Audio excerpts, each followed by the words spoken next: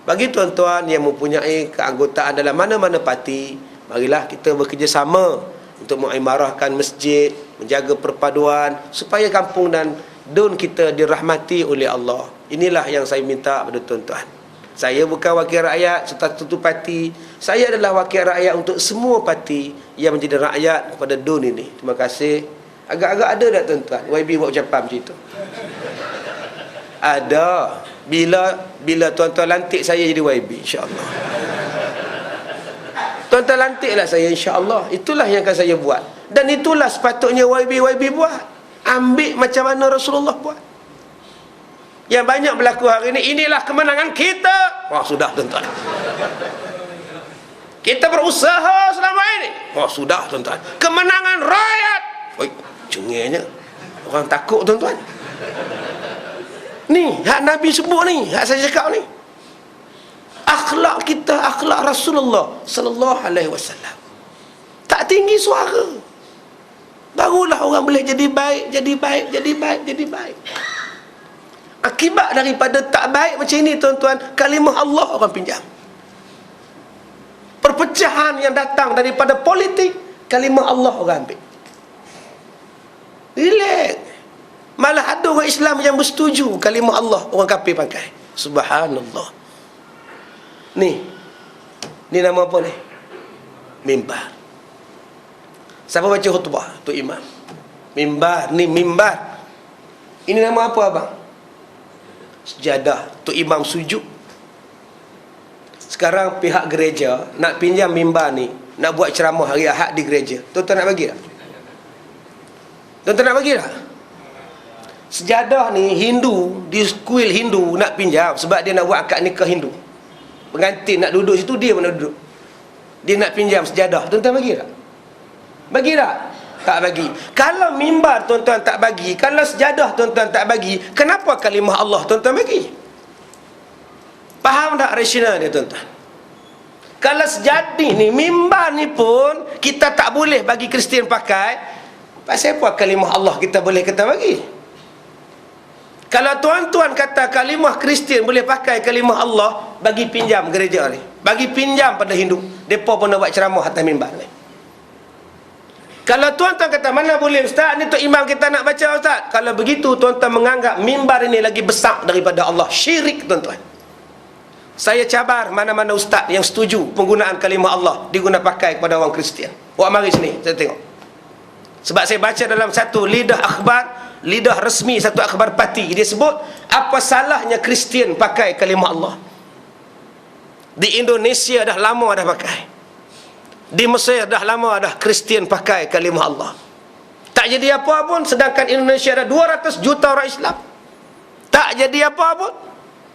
Subhanallah, tak jadi apa. Yang gunung berapi tiap-tiap hari itu tak jadi apa.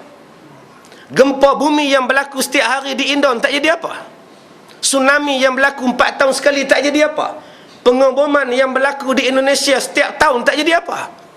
Rakyat mereka tinggalkan negara untuk mencari rezeki di bumi orang lain tak jadi apa. Hilang barakahnya. Sebab kitab yang kita baca di ayat 4, ihfazillah yahfazka. Kamu jaga Allah, Allah jaga kamu. Bila kamu tak jaga kalimah Allah, tak jaga Allah, Allah tak jaga kamu. Akhir jadi apa kepada negara Indonesia? Kesan dia apa tuan-tuan? Satu tempat boleh kongsi. Gereja hari Ahad pakai, dua orang Islam Jumaat pakai, dalam satu tempat yang sama. Kesannya apa? Lydia Kandau kahwin dengan Jamal Mirdad, seorang Kristian, seorang Islam. Boleh kahwin tak? Boleh pak. Kang Mas kannya orang Islam, Kang Masnya kan Tuhannya Allah. Ya saya juga Tuhannya Allah. Jadi kitanya kannya satu Tuhannya Kang Mas. Kitanya boleh kahwin, Tuhannya kannya satu. Jadi kenapa dikecoh-kecoh banget? Nah, sudah. Itulah yang berlaku kepada Syahrus Khan dan istrinya di India, Amir Khan dengan istrinya di India. Itulah yang berlaku di India. Saif Ali Khan dengan bekas istrinya, mereka bukan Islam. Syahrus Khan Islam, istrinya tidak Islam. Sebab apa? Sebab orang Hindu boleh menggunakan kalimah Allah. Tuan-tuan nak tengok cucu tuan-tuan kahwin dengan Kristian tanpa tukar agama, silakan tuan-tuan setuju. Ini isu yang besar, bukan isu kecil. Tapi sayang ahli politik hari ini nampak sudut politik semata-mata. Dia nampak undi dan undi dan undi dan undi. Dia tak nampak yang Allah Ta'ala suruh jaga kalimah Allah. Kalau ada yang memberi alasan bahawa Allah yang bersetuju berdasarkan firman Allah dalam surah Az-Zukhruf ayat 87, wala in sa'altahum man khalaqahum la yaqulunna Allah. Depa baca tang situ je, depa tak sebut ayat di bawah dia.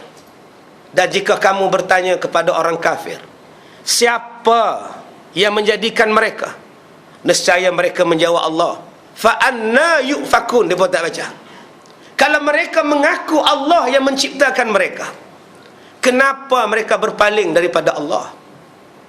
Baca lagi ayat 88, waqilihi ya rabbi inna haula'i qaumun la yu'minun. Allah sebut, maka Nabi pun berkata, katakan kepada mereka, wahai Tuhanku, kaum ini, mereka ini adalah kaum yang tidak mau beriman pada Allah. Apa yang mereka guna kalimah Allah adalah semata-mata untuk tujuan dakwah mereka semata-mata. Mereka bukan untuk tunjuk baik pada kita. Mereka tidak beriman. Ini kata Allah. Sayang, ustaz yang menyokong penggunaan kalimah Allah diguna pakai orang Kristian, hanya memakai pada ayat 87, tidak membaca ayat pada 88 surah Az-Zukhruf ayat juzuk yang ke-25. Ini yang berlaku. Akhirnya masyarakat jadi keliru. Dan bila masyarakat jadi keliru, ada masyarakat yang setuju. Saya pergi ceramah di kampung-kampung, mereka sebut, ustaz, apa salah ustaz? Tuhan mereka pun Allah juga. Betul Tuhan mereka Allah, tapi mereka kata Tuhan tu ada anak. Mereka kata Tuhan tu ada isteri. Mereka kata Tuhan tu ada cucu cicit. Tuhan